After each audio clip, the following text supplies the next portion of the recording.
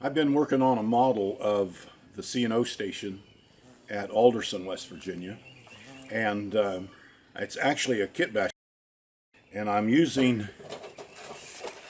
two kits that are alike, and these are Blair Line kits. I got two of those kits, plus I had to order some extra parts, and so I do want to say that I've been pretty pleased with these kits. I'm going to show you some of the work along the way and the near to the end project, and you could even take a look at this picture. This station is in the kit, it's a 20 by 50 model, 20 by 50 feet, and the way it is at Alderson, West Virginia, it's actually the 50-foot section, plus about 42 more feet over here, plus about 20 feet on this side. And I'm going to show you some of the things that I did on this model along the way, and how I strengthened it inside, the roofing I've used, and some of the details I had to kind of improvise, some of the decorations.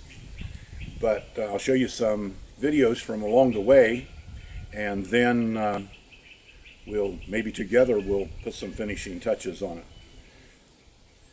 Here you can see how my train station project had progressed at the time of my 70th birthday on February 1st, 2019.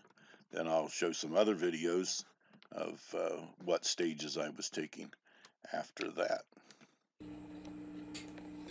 Okay, I'm kind of bringing you an update on my kit bashing project for a C&O station.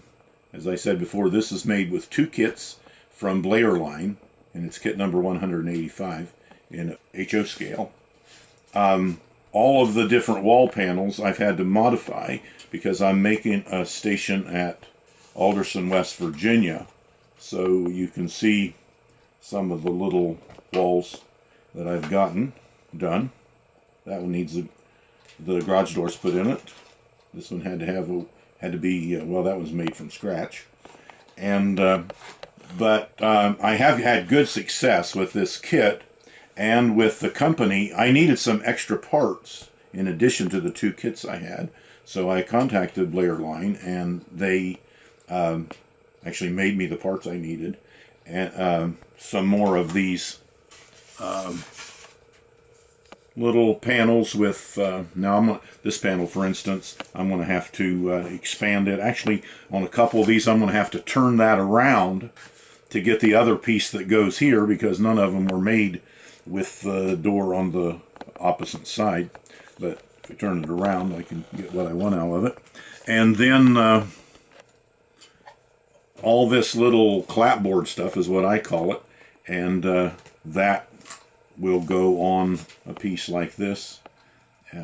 So what I'm doing right now, since I just got these parts the other day from Blair, I am going ahead and putting the basic color on the parts that I'm going to use, and then in the long run it'll look more like this. Now, I didn't put the clapboards on the parts that are going to be covered up by another building extended on out like this. So tried to preserve parts and stretch things as far as I could, but I still had to buy some extra parts. But I'm excited about it. I think it's going to look a lot like the C&O station at Alderson, West Virginia, which is also a stop for the Cardinal on the Amtrak. As you can see, I said I'm putting the basic colors on here, but I know that I will still have to do some touching up using brown and white. Some of these I'm using white strips from Evergreen Products, and so it will take some touch-ups later, but still I'm starting out with the basic color. So when I assemble this, and eventually it'll have this kind of general appearance. This sheet was actually missing from one of my kits, so they sent me that. It has lots of window frames. The cargo doors, or what you might call garage doors, that I'm going to need, barn door type. And so I've gone ahead and painted those brown. And those garage doors will go into this panel, which is on the side of the station toward the tracks. All right, here we are a few days later, and the little train station is slowly taking shape. A lot of the work, of course, is getting these panels, such as this, or this, or this, ready for installation. And yesterday I put on several more panels that I'd been working on. So, and then way down at this end, of course, the goal is there's a luggage shed going to be down here, or not luggage, but a large cargo bay, 42 feet long, compared to the building, which is 50 feet otherwise. And then up at this end, I don't know if this was a little telegraph station or what it was at the end. That will be up there.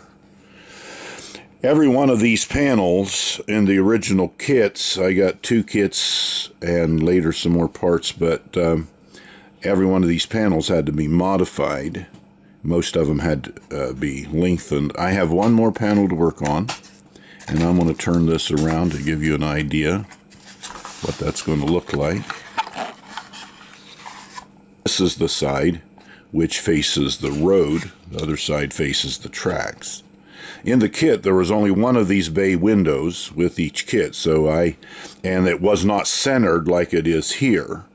So I had to extend these and cut this piece would have to be made shorter, but all the pieces are more or less like this. This has diagonal boards down at the bottom, which this building does all the way around. And but this panel is going to have to be reversed, so I painted the other side. And on this particular panel, these two right here, the door is farther from the bay window than it is on this side. So I'm going to have to extend this, and I will show you some pictures later how that's done. But anyhow, I'm pretty pleased with it so far. Been working on the railroad.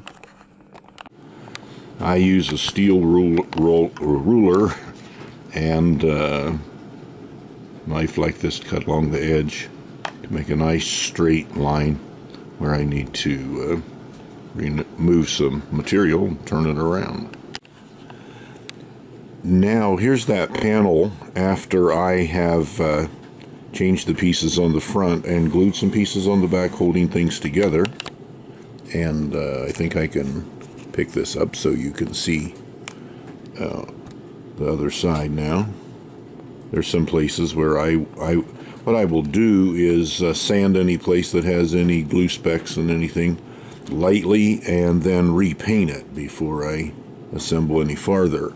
I do not have another set of these wood slats that is made to fit a panel like this was, but I do have other things from which I can improvise that and get the window frames and everything that I need. So here's that panel much later. The diagonal boards at the bottom have been changed to the other side. The windows and doors are installed, and this is it's the last panel in this. So there, the main 20 by 50 building has all its walls up, and that panel is in place. And the other side of the building, I will turn it around here and show you the other side. It looks essentially the same. Here's the other side. I have all the panels ready for this long cargo shed, and this one's almost ready for this end. It probably won't stay up there very well. Little 12 by 20, I think, shed on the end there. Okay, I'm continuing with a little update of my model of the Alderson, West Virginia C&O station, which is highly modified 2 kits from Blair Lines. And since the bay window is more or less centered, or almost perfectly centered, on this structure, and it was not originally, then the roofing pieces don't come out to be exactly the right length. And they're supposed to have a 4-foot overhang here. So what I had to do was to cut a piece out of this side, making it shorter. And then I will add that piece on this side. Actually, to make this little notch come out in the right place, I will actually cut it and put it in here.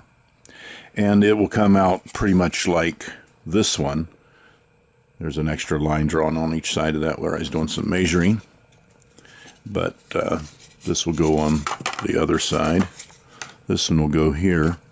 Sometimes when you build a structure with all this squareness and everything, this put this on these 2 notches, it wasn't coming out real square over here. So I elongated the holes a little bit so this can twist a little, and it's fitting fine. So anyhow, I hope you enjoy this, and I hope you try some kind of a model kit or kit bashing project. It's not beyond the average person's ability.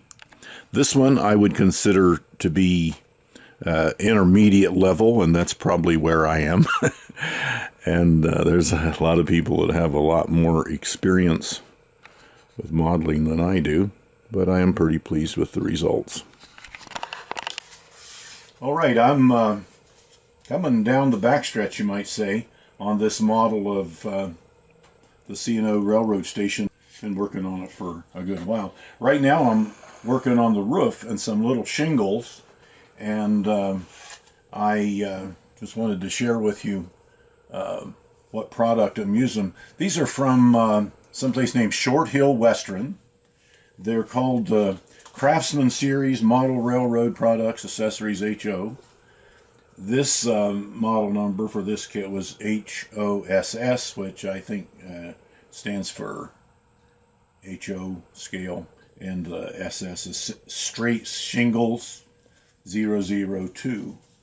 And with this kit, I got this for about $10 off from the internet, from eBay, and that included the shipping, and that had enough shingles with it to pretty much do this building. This is the front part, and I've been working on the last part. I'm going to show you that in a minute.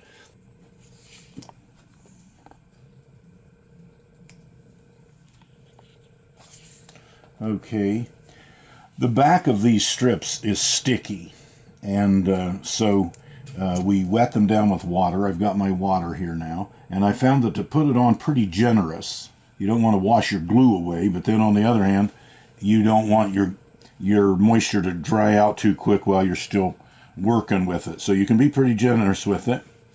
And I put some water on the back of some of the shingle area, not all of it, because you want the shingles to be able to stick up a little bit, look a little third dimension there. And then we put it on about like this, center the edge of the shingles in the center of the last ones. Press it down with some finger pressure, and all the way across it'll come out pretty good. And that's about how you do it. Pretty pleased with this product.